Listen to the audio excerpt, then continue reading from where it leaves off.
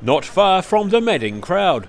Hundreds of book fanciers were ready to fill bags and suitcases at high noon in Dunedin today. Daryl Baser here for the South Today in the queue of the Regent Theatre book sale. It's 10 minutes to 12. I've been here since 20 past 11, meaning I'm close to the door. There are at least a couple of hundred people behind me, all waiting to run in. Among those waiting to get in were book sale debutantes, as well as frequent flyers. I've heard a lot about this sale and I'm recently in Dunedin, so it's my first one. So here for both an experience and hopefully pick up some new stuff as well. So born and raised in Dunedin, so I used to come as a teenager when they had bands and poets and all that kind of thing through the night. It was pretty good fun.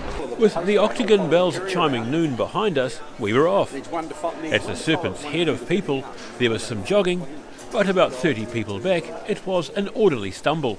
It's as busy as it usually is. We've been working really hard over the last few years to encourage people not to feel that they have to all come at the beginning, because it can be quite a claustrophobic experience. If you don't like lots of people bustling you, this is probably not the ideal time to come. Each year, organisers earmark the proceeds from the sale for a special project. This year, theatre fans are set to benefit. We are developing what's called a black box performance space in our first floor Clarkson Room meeting space.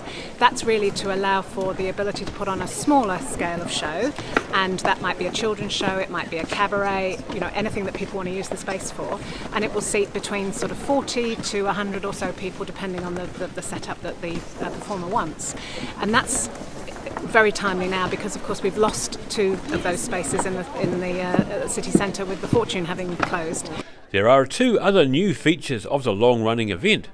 Gone are the plastic supermarket bags, with a collective of recycled cloth bag makers lending or selling the cloth alternatives. Well, we have seen a lot of really amazing community bag library projects popping up around the world, and we thought, how fantastic.